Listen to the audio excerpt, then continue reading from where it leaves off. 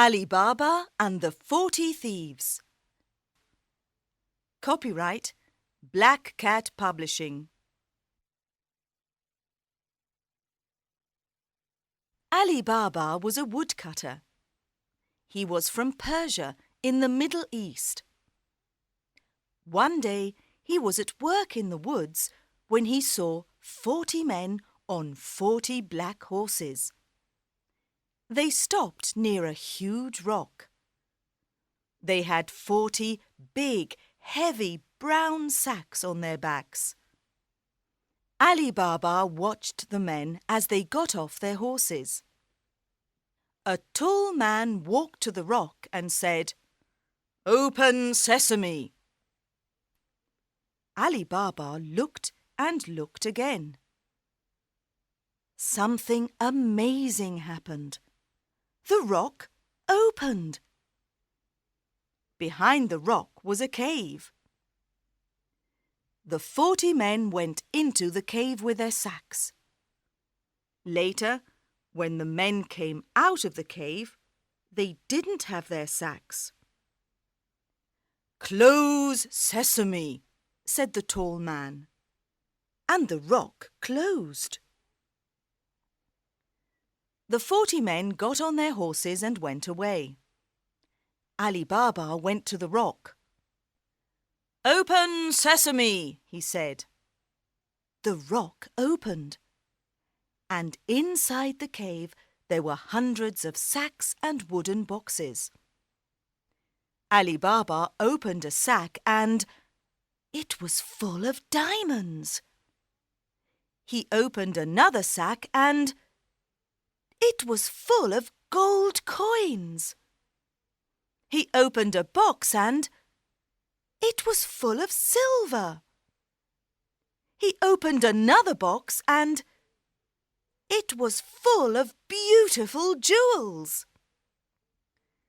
"These 40 men are thieves," thought Ali. "I'm going to take some of these coins home for my wife." He put some gold coins into his bag and went out of the cave. "Close sesame," he said. The rock closed and he went home. Ali Baba's wife, Nasreen, was in the kitchen. Ali Baba told her about the 40 thieves and the treasure in the cave. "This is wonderful news," said Nasreen. "Can we take more money and buy a new house and new clothes?" "Yes, but we mustn't tell anyone," said Ali. "The 40 thieves are very dangerous men." Ali's brother, Kasim, was outside the kitchen. He opened the door. "Tell me where the cave is," he shouted. "You must tell me, or I'm going to go and look for it myself." "No, don't do that," said Ali.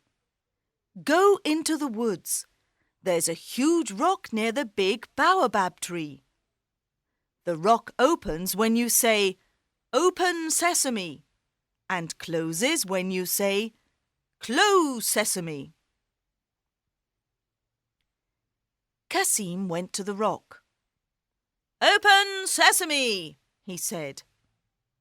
He went into the cave and the rock closed. "This is amazing," thought Kasim. "Gold, silver, beautiful jewels." He had 3 big sacks with him and filled them with gold and silver and jewels. He stood in front of the rock and said, "Open wheat." But the rock didn't open. He said, "Open corn." But the rock didn't open. "Oh, what is the right word?" he thought. Kasim was angry. He couldn't remember the word. He sat down to think, but suddenly he heard horses. The 40 thieves were outside the cave. Look, a horse! Someone's in our cave! He can't have our treasure! He must die!" said the tall man. The next morning, Kasim's wife, Zila, went to Ali Baba. "Kasim didn't come home last night. Do you know where he is?" she asked. Ali told Zila about the cave. "Please go to the cave. The thieves are dangerous men. They'll kill him," she said. Ali went to the rock. It was closed, but he heard a noise. "Kasim, are you there?" he said. Yes, I'm here. Help me, I'm hurt." "Open sesame," said Ali Baba, and the rock opened. Kasim was on the floor. He couldn't walk. "The thief said I must die, but I didn't die," he said. "You didn't die, but you're hurt. Let's go home now, and the doctor can come to the house later tonight." The next afternoon, the thieves went back to the cave. "He isn't here," said the tall man. "We must find him. He was hurt. We must find the doctor who helped him." The tall man found the doctor's house. He was angry. "Where's the man you helped yesterday? Where's his house?" he asked. "I don't know," said the doctor. "It was dark, and I couldn't see the road or the houses." "Then take me to the house tonight when it's dark," said the tall man. The doctor took the tall man to Ali's house later that night, and the tall man painted a white cross on the door. "Now I know where Kasim and his family live," he thought. "They must all die, and I've got a plan." The tall man went to the market and bought 39 big oil pots. "Put the pots on your horses, then hide inside them," he told the thieves. "I'm going to Ali Baba's house, and you'll be in the pots. We'll kill them all tonight when they are asleep." That evening, he went to Ali Baba's house. "Good evening.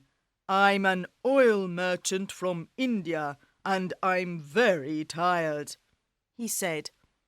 "Have you got a room where I can sleep and a place for my horses?" "Of course. Welcome to my home," said Ali.